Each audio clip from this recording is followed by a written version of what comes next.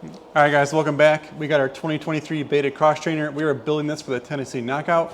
I'm taking my pro rider Mark Fortner down there in 3 weeks to hit up that race. We're very excited. So check out our channel. We've been doing a lot of builds on this bike.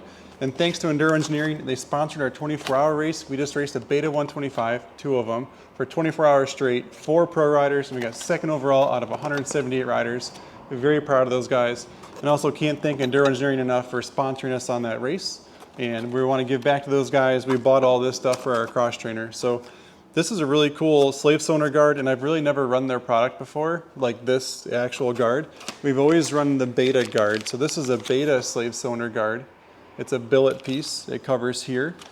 But currently they're the same price, and you get a lot more product in this package. So not only does it have the same guard as here, but it also has a chain guide for the upper back here, where it goes past the frame, kind of like where the stock ones do in here now. But when you use this guard, you get rid of all that, so that chain can come up and slap that knob there where this is going to have it, and it's got a bar there for protection. So I think it's a really simple install, or at least these have always been really simple. And so we'll kind of jump into it. I don't need a lot of tools. I do need a hex head, which I see I didn't get out, but I have out already. So we need an 8mm because we got to unscrew our stock bolts here. And I also like to have a ratchet wrench. This is kind of like cheating on the back side, because on the back side of this frame there's an 8mm bolt that's holding the back side of this guard on, and my ratchet wrench, I can keep it in there and just wing it off a lot quicker than trying to take the wrench off and keep moving it up and down. So really simple install. I'm excited to try it, so let's jump into it. So the first thing I'm going to do is take out this one 8mm bolt here. I'm going to leave the other 2 in the slave cylinder until I'm done. That way it holds the slave cylinder in. A lot of people ask me, if you take all those out, are you going to lose oil? Not really. The gear oil is pretty low compared to that.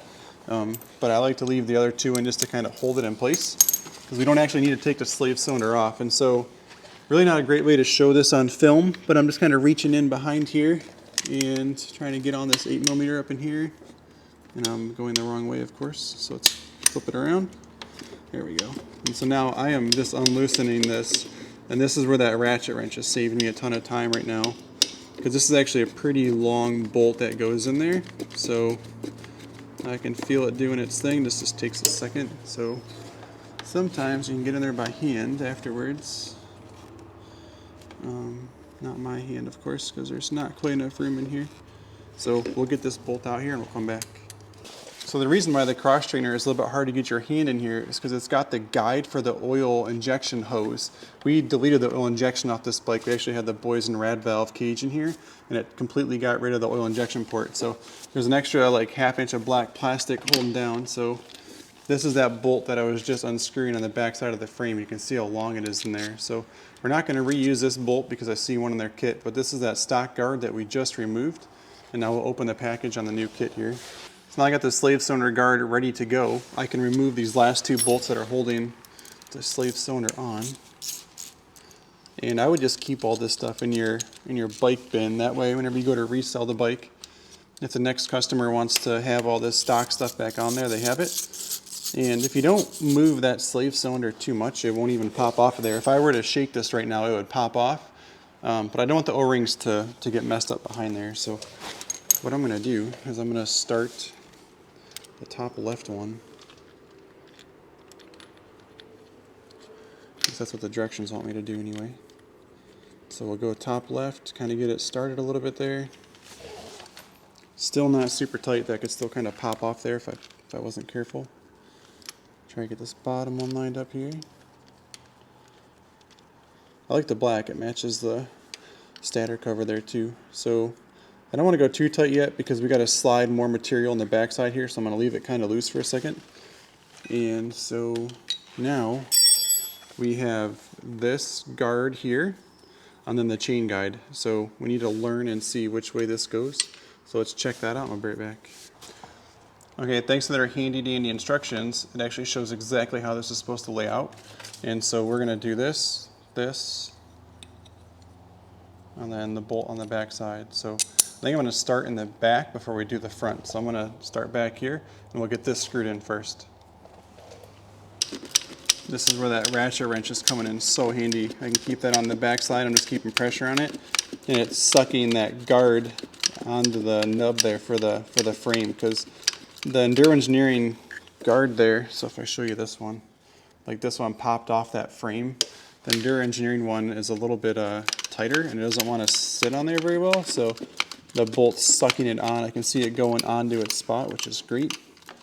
So it does fit. So I'm going to quit tightening that for a second, just so we can get all this lined up down here. So maybe if I push back. So the back half of this is slotted on this. That way, that's perfect, because I need it to go back just a little bit. And that's going to let that line up really, really well. The tricky part, though, is in their instructions. They want me to drop this spacer. Oh, wait, if I do this. So this spacer has to sit on the back side of their guard here. If I can get this all to fit down in there. It seems like a lot going on right there. Okay, actually, because it was pinched in there. No way. First try, that's so cool. So I can go ahead and tighten this up now. Once this is tight, now that that slotted channel is exactly where it needs to be, I can tighten that up as well. So let's see here.